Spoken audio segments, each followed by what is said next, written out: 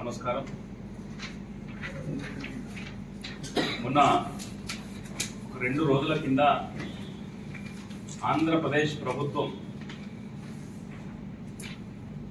తిరుమల తిరుపతి దేవస్థానానికి నాయి బ్రాహ్మణ సమాజం నుండి శాంతారాం గారిని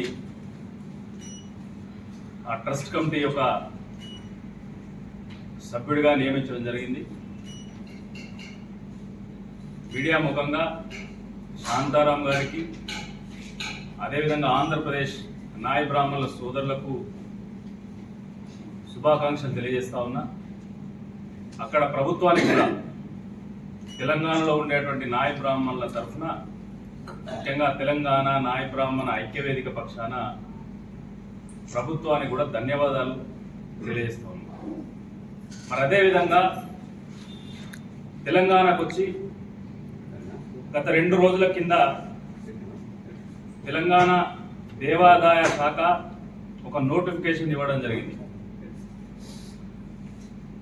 ముఖ్య కార్యదర్శి శైలేజ రామయ్య గారు ఒక 2 రోజుల కిందనే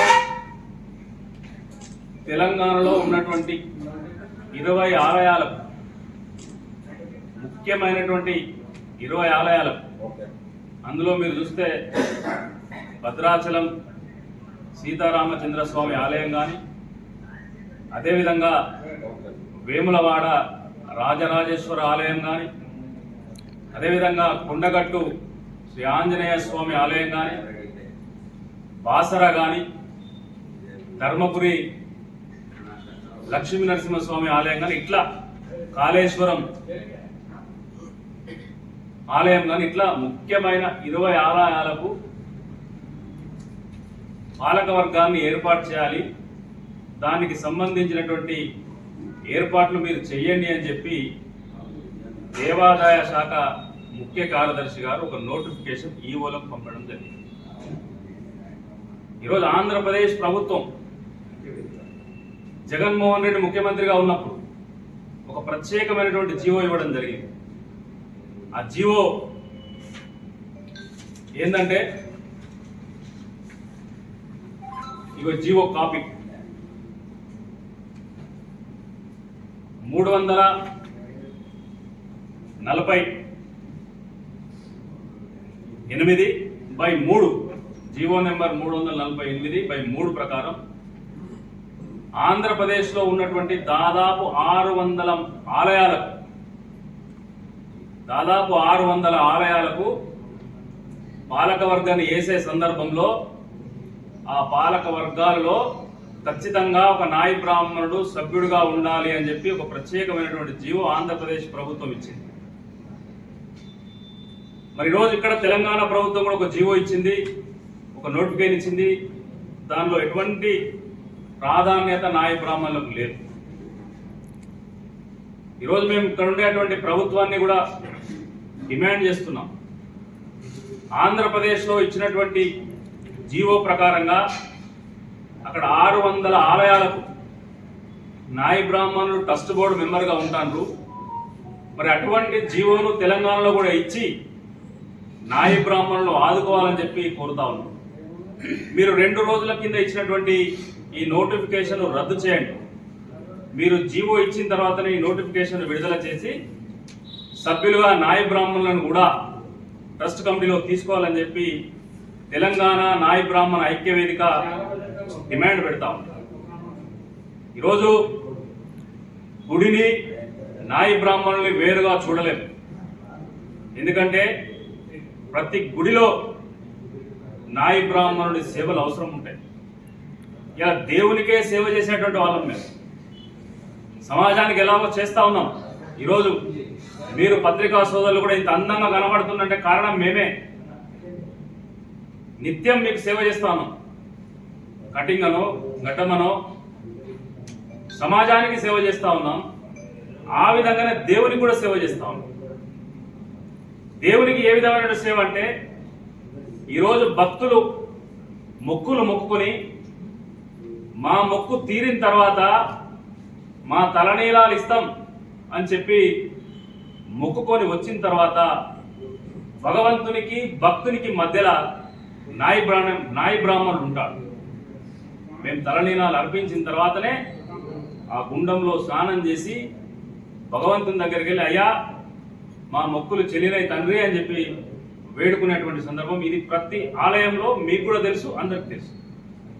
మరి దేవునికే సేవ చేసేటువంటి నాయ బ్రాహ్మణులను రాజకీయంగా ఎందుకు నిర్లక్ష్యానికి గురి చేస్తారని చెప్పి ప్రభుత్వాన్ని అడుగుతా ఉన్నాం.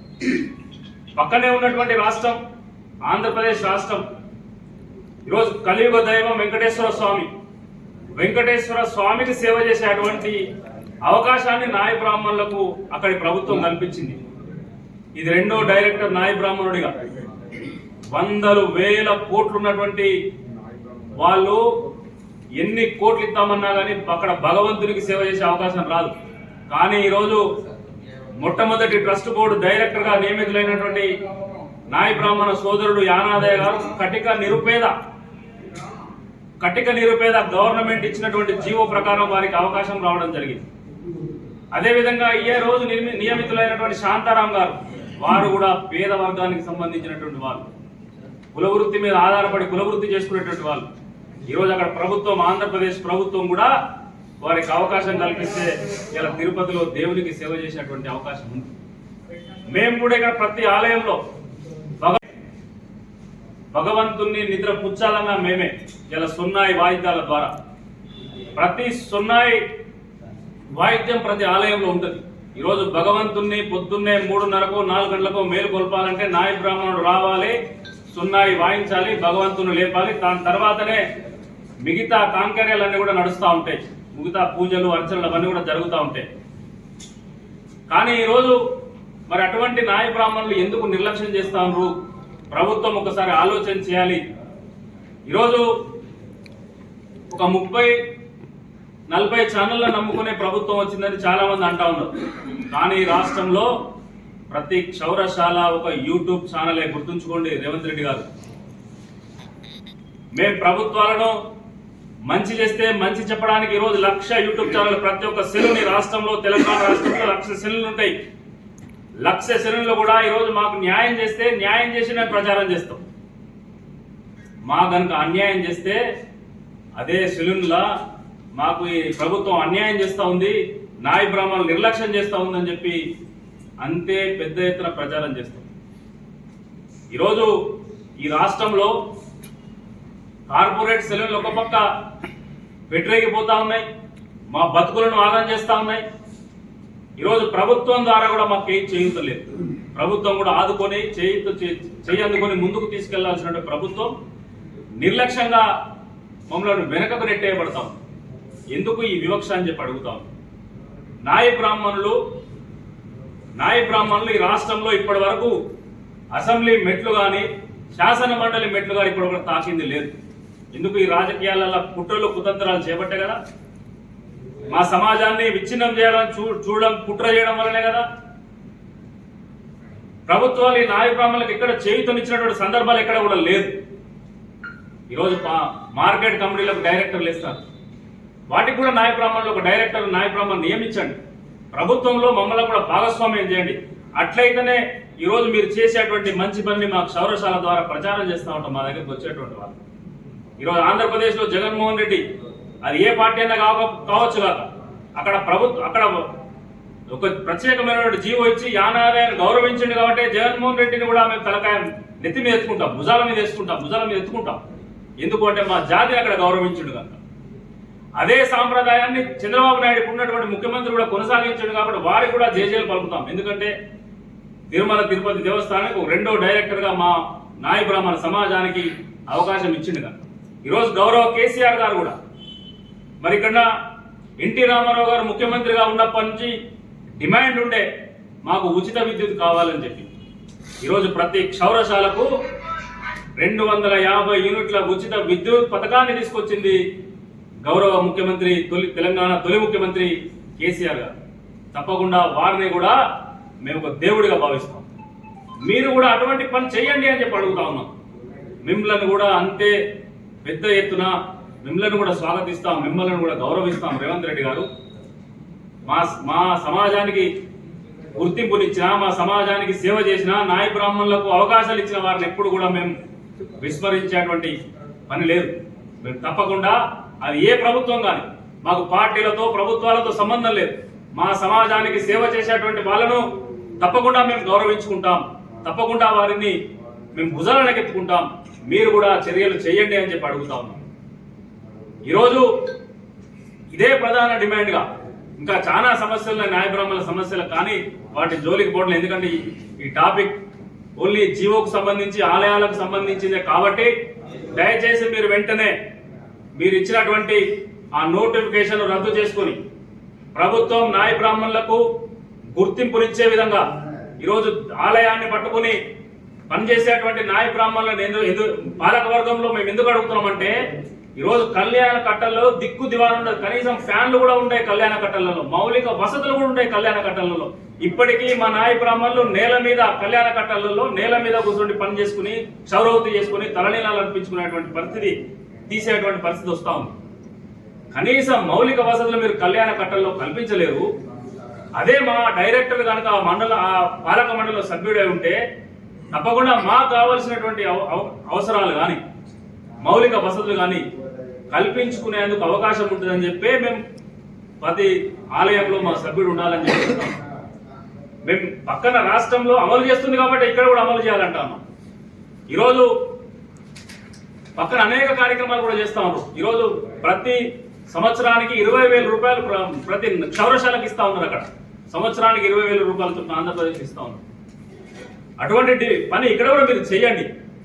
పక్క రాష్ట్రంలో నాయ బ్రాహ్మణుల సంక్షేమం కోసం ఏ కార్యక్రమాలు జరుగుతూ ఉన్నాయో దయచేసి మీరు కూడా ఇక్కడ అమలు చేసేటువంటి పని చేయండి అని చెప్పి విజ్ఞప్తి చేస్తా ఉన్నాం. ఈరోజు దేశానికి మన తెలంగాణ ఆదర్శం అని చెప్తాం, కానీ నాయ బ్రాహ్మణుల సంక్షేమానికి మాత్రం ఆంధ్రప్రదేశ్ ఆదర్శం అని మేము చెప్తాం. ఎందుకంటే చాలా కార్యక్రమాలు నాయ బ్రాహ్మణులకు స్పెషల్గా అక్కడ ఏర్పాటు చేయడం జరిగింది. మీరు కూడా అటువంటి కార్యక్రమాలు చేసి మా దృష్టిలో కూడా మీరు ఒక దేవుని లెక్క ఉండాలని చెప్పి విజ్ఞప్తి చేస్తాం. ఈరోజు మేమందరం కూడా తెల్లారులేస్తే మా పని మేము చేసుకుని మంచిని ప్రచారం చేసేటువంటి వాళ్ళని తప్ప మరొకటి కాదు. దయచేసి ఈ ప్రభుత్వం కూడా వెంటనే ఇచ్చినటువంటి నోటిఫికేషన్ రద్దు చేసి నాయ బ్రాహ్మణులు సేవలను గుర్తించి, ఆలయాలకు చేస్తున్నటువంటి సేవలను గుర్తించి ప్రతి పాలక మండలిలో నాయ బ్రాహ్మణుడు సభ్యుడు ఉండే విధంగా జీవో ఇచ్చే వరకు మీరు ఇచ్చినటువంటి నోటిఫికేషన్ రద్దు చేసి నాయ బ్రాహ్మణులకు అవకాశాలు కల్పించండి అని చెప్పి విజ్ఞప్తి చేస్తా ఉన్నాం. మీరు కనుక ఆ కార్యక్రమం చేయనట్లయితే తప్పకుండా మా వాళ్ళందరినీ కూడా అవగాహన కల్పించి రానున్నటువంటి రోజుల్లో ఈ ప్రభుత్వం మీద పెద్ద ఎత్తున ఒక ఉద్యమ కార్యాచరణ రూపొందిస్తాం. అన్ని ఆలయాలను సందర్శిస్తాం. ఆలయాలలో మాకుండేటువంటి కష్టాలను, బాధలను, ఇబ్బందులను ఎండగడతాం.